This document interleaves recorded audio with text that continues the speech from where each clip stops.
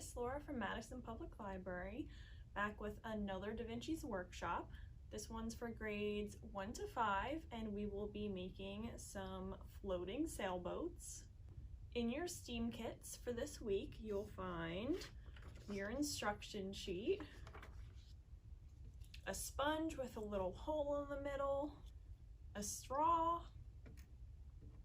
a little triangle of thin foam with 2 holes punched out of it, and then you'll have a little sheet of stickers that you can decorate with. And then from home, you'll need a large container that you'll fill with water, or you can even use your bathtub. All right, so the first step is to take your foam triangle and your stickers, and you're just going to spend some time decorating it with a few stickers on the front and back. Okay, so I just put a few stickers on the front and back of each side of my triangle. And now it's time to take our straw. And we have to put this on the straw and basically thread it through the holes. So I'm gonna start with the bottom hole on our triangle and the bottom of our straw.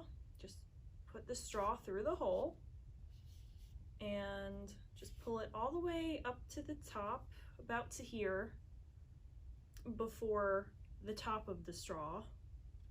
And then we're just going to put the top hole through the top of our straw. And it's as simple as that. You can leave it like this or adjust it a little bit. And now we've just created the sail to our sailboat. Now, all you have to do is take your sponge and find the little hole in the middle, and you just want to push your straw down straight into the sponge, and you can twist it a little bit, but you just want to make sure that it's secure in there and that your sail is facing this way. And it's as simple as that. We're all finished with our sailboat. Okay guys, so I did a bit of a redesign with my sailboat.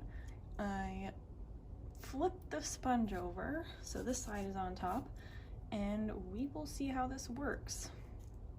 I added some blue food coloring to my water, and all you gotta do is take your sailboat and put it in the water, and it floats.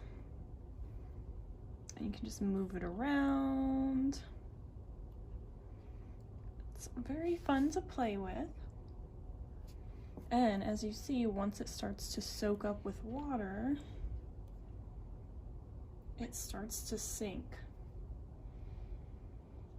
Now I'm hoping your sponges will work a little better with this. Oh, actually, so I am actually surprised by this. So it turns out that even with the water soaking into the sponge, our sailboat is still less dense than the water that it's floating on. So you can play with this for much longer than I thought you could. You could even find one of those handheld fans and blow that around in the water. Or you can find rushing water that'll move the sailboat for you.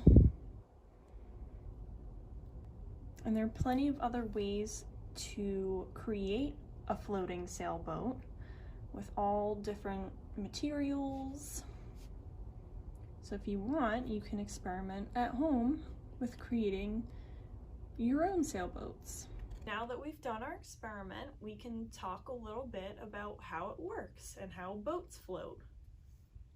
And once again, in your email to this video, I'll have links to some YouTube videos and some other websites that'll give you fun information, and you can learn all about boats.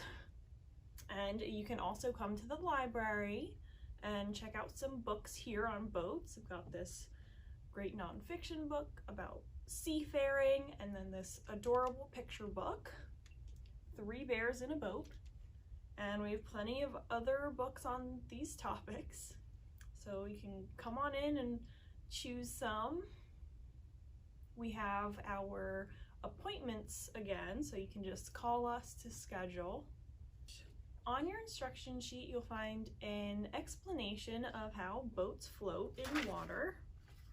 So when an object enters water, like our sailboat here, there's 2 forces that act upon it. First is the downward push that's called gravity that pulls things to the ground. And this downward force is caused by the weight of our object. And the downward force is determined by the object's weight. And then there's also an upwards force acting on our object, and that's called buoyancy, which is determined by the weight of the water that our boat is sitting on or floating on. So if you see an object floating, or if you see a boat floating, then that means that the gravitational downwards force is less than the upwards force coming from the water. If an object weighs less than the water or liquid that's underneath it, the object will float.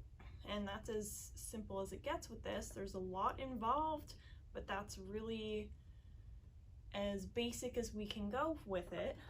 Density also plays a role in this. So objects of lesser density will float on top of liquids that are of a greater density.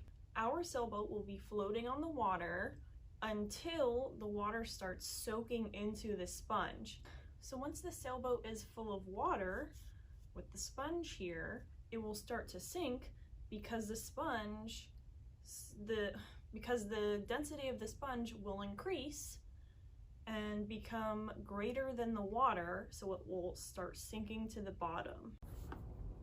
And just one last thing, you'll find on your instruction sheet that I was completely off with the result of our experiment. I said that once the sponge soaked up with water, that it would sink because the density would change and it would be heavier than the water. But in fact, the water soaks it up, so it pretty much just has the same density as water, and it still just floats. And with your sailboats that you make at home, you can just let them dry out for a few hours, and then you can do the experiment again. And in the summertime, if you happen to go to the pool, or if you have a pool in your backyard, you can do this experiment. If it happens to rain and there's water rushing on the sides of the street, you can see if it moves in that rush of water. Just make sure you're safe. Watch for cars. But there's a lot of places where you can do this experiment as long as there's water. So I hope you had fun watching this video and making your sailboat, and hopefully checking out the links in the email for this to learn so much more about boats and density and buoyancy. So thank you for watching, and I'll see you again next time for another DaVinci's workshop.